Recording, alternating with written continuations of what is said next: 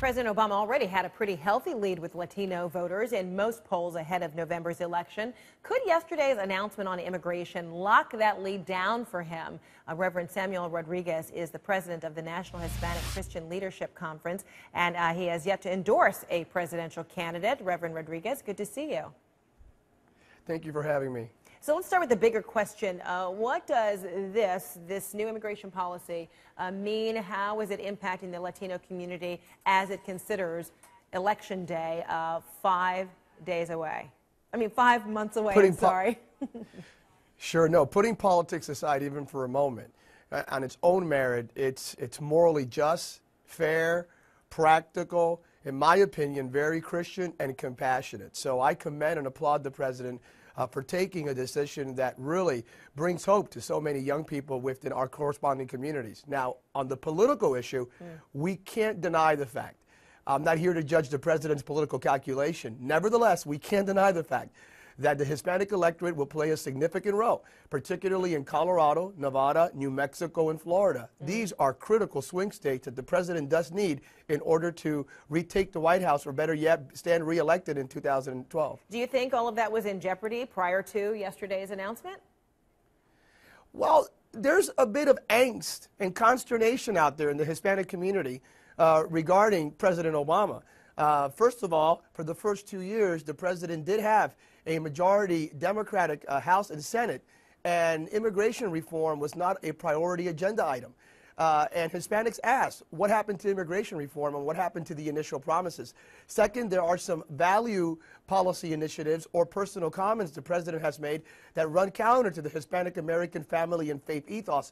So there's a bit of consternation. It's yet to be determined whether or not yesterday's decision will help. What we do know is that Senator McCain obtained 31% of the Hispanic vote in 2008. Governor Romney needs to acquire 35 to 36% if he's to defeat President Obama in November. So, Reverend Rodriguez, you know, immigration reform is interpreted differently in this country. To some, that means strengthening the borders. That means not allowing people to come into the country illegally. And then others say immigration reform means there needs to be a greater path of an acceptance for those who are in country who have gotten here illegally, and a greater path toward their citizenship. So, immigration reform means what to you? Immigration reform means, number one, deport the bad guys. Let's get rid of those that have come to this country for nefarious activity, the gangbangers, the narco traffickers. Let's get rid of the bad guys.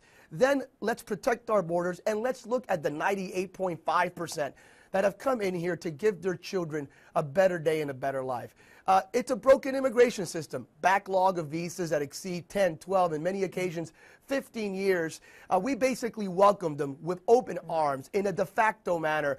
Let's provide a pathway to integration for this wonderful demographic out there that really is a God-fearing, family-loving community. When you hear Representative Gallagher, who I spoke with just moments before talking to you, and he says compassion is one thing, but if compassion also means, extending compassion means also laying a greater burden on an economy, on a nation that is already having a difficult time with unemployment and other financial upsets, that this only exacerbates the problem by now allowing people to stay, or giving them a deferment for work permits, etc., when already there are such great burdens on this country. How do you respond to him?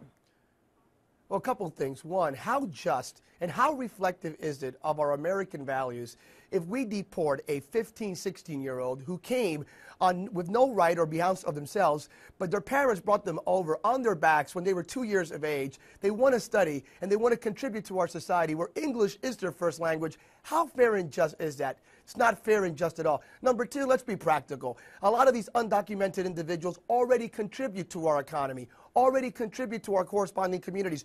They're working out there already. Many of them are contributing. Many of them can't even acquire back their pensions or their pension plans or invest it or acquire Social Security. So many of them are already contributing. The reality is they're not going to go back. Deportation is not practical. We need to find a practical, fair way of integrating them in a way that reconciles the rule of law with our compassionate value system.